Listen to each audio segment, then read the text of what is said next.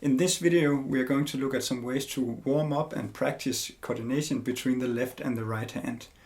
And the exercises I'll show you here are my own variations of things I've learned from Brooks Robertson on his True Fire channel, and he learned these from his mentor, the great Buster B. Jones. Brooks, he's a great teacher and he's a great player, and I can highly recommend you to check out his True Fire courses and his True Fire channel. There's tons of good material to work on there and to learn from, and those have been great resources to me. The purpose of these exercises is to firstly repeat and reinforce those qualities from the left and right hand exercises in the previous videos, now in a more challenging context because we have another layer of coordination going on using both hands. And our goal here is to create nice, connected, sustaining notes and really focus on building muscle memory for good coordination in various different ways. Let me now demonstrate how you can work on this, and then we'll talk a bit about it afterwards.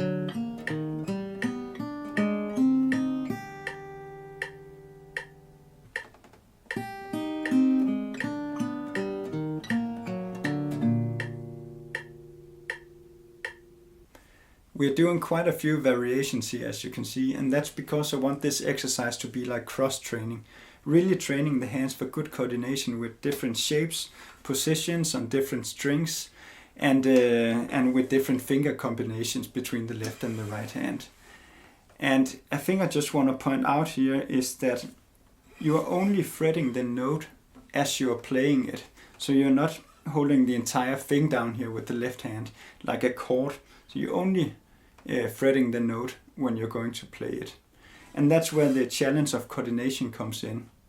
Also, another thing is that you should try to keep your movements small and precise, because that's how you really gain control over your hands and build the most efficiency. Again, I don't think you should do everything at once here that I just showed you.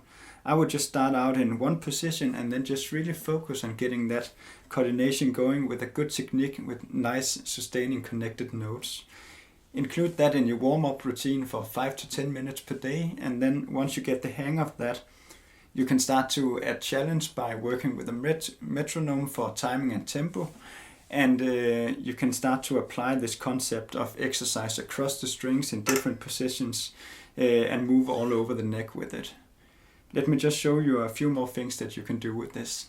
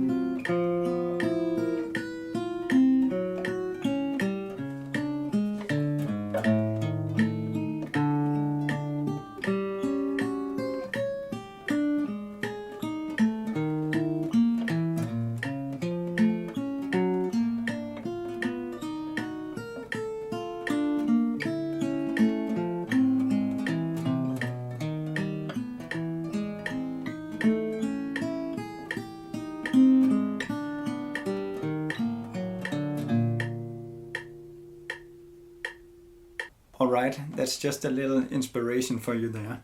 I'm not an expert at these exercises, and I definitely need to work a lot more on this myself to get better at it. But I find it very useful, and it really helps gaining that overall control of your hands, and it helps building that coordination that we need for fingerstyle guitar playing. It takes a lot of patience, it takes a lot of work, but we will get there little by little.